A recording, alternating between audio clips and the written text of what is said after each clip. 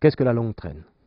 Le concept de la longue traîne date de 2004 et vient des États-Unis d'une personne qui s'appelle Chris Anderson, rédacteur en chef de la revue Wired, qui a essayé de comprendre comment, dans le domaine du commerce électronique, les produits étaient vendus en ligne.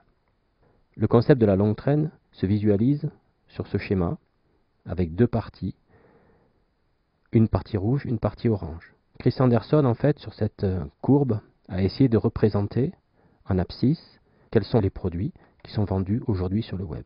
Et en ordonnée, ici, on peut résumer sous la forme des ventes qui sont générées. Donc, quels sont les produits qui sont vendus sur le web et quelles sont les ventes qui sont générées pour chacun de ces produits. Chris Anderson a montré, dans ses études et dans le livre qui a été écrit à ce sujet, que certains produits sont des best-sellers. C'est assez classique. Certains produits, assez peu, sont beaucoup vendus.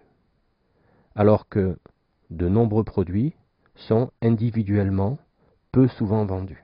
Donc les best-sellers, il y en a peu, mais ils génèrent beaucoup de ventes.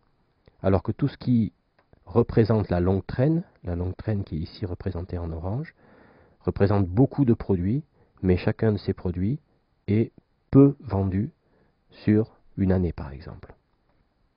Logiquement, dans un commerce classique, ce commerce vit plutôt sur les best-sellers, qui représentent une bonne partie du chiffre d'affaires. Alors que sur le web, comme on le voit ici, Chris Anderson a montré que les best-sellers sur un site de commerce électronique représentent environ 20% du chiffre d'affaires. Et que c'est en fait la longue traîne sur un site comme Amazon, la Fnac, Cdiscount, etc. C'est la longue traîne qui représente la majeure partie du chiffre d'affaires. Et donc finalement qu'un site de commerce électronique est d'autant plus rentable qu'il propose beaucoup de produits à la vente en ligne. Et que le fait de se concentrer sur les best-sellers est une erreur économique. Au contraire, il faut avoir le plus possible de produits pour finalement nourrir la longue traîne et nourrir le chiffre d'affaires du site.